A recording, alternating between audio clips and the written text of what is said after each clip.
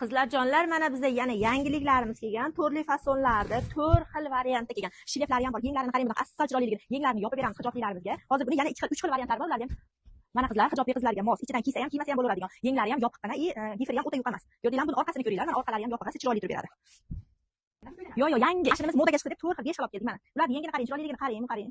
Oling, buni rosa chiroyli narsa. Men o'zimga ham mashhur narsa yoqdi. Oldilari ham rosa chiroyli turadi. Mana.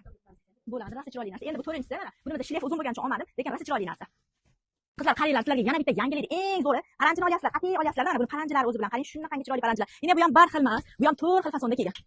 Mana, bu ham bitta taklif qilyapti. Mana ko'ringlar, bu ham chiroyli mana. Yenglarini ko'ring, yenglarini mana. Yenglarini ham xudo bering. Bularga alohida paranji olib o'tirib mensizlar. Bu abayalarimiz mana. Bu ham yangilik fason. Ko'ringlar, ko'rinyaptimi? Yalt ko'rinyaptimi? Rosa chiroyli fasonlar. Qizlar, kelaverasizlar. Ko'ylaklarni eng zo'ri bizda. Mana, bu ham manetlarni ko'ringlar, rosa chiroyli chiqqan. Tanlab olib kelingan. Qizlar, bizda rosa ko'pchilik qizlarni zo'lishga ko'ylak so'rayapti. Mana zo'lishgani eng chiroyligi mana ko'ringlar. Rosa chiroyligi. Mana endi buni yangi kaltasi ham bor. Ichidan nakitga bilan hijobli qizlarimizga qilib beramiz. Mana ko'ringlar qizlar. Rosa chiroyli narsa. Yarashimi zo'r. Xo'p, sizlarga ko'rsatilmaganlari hali ko'p. Mana buni ham ko'ringlar. Mana bu ham rosa chiroyli. Shileflari bilan, shileflarini ham ko'ringlar mana. O'ta nechni chiroyli narsa. Endi bitta sizlarga ko'rsatilmaganlarimiz hali rosa ko'p, kelaverasizlar. Kelganinglarda qolganini ko'rasizlar. Kimga qanaqa ko'ylak kerak bo'lsa, kommentariyada yozib jo'natinglar, olib kelamiz.